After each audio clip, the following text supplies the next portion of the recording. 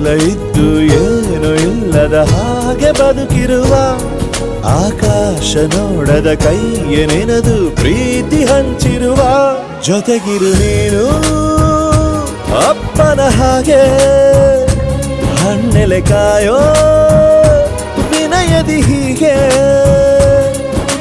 ನಿನ್ನನು ಪಡೆದ ನಾವು ಪುನೀತ ಬಾಳು ನಗು ನಗುತ್ತಾ ಬೊಂಬೆ ಹೇಳುತ್ತೈತೆ ಮತ್ತೆ ಹೇಳುತ್ತೈತೆ ನೀನೇ ರಾಜಕುಮಾರ.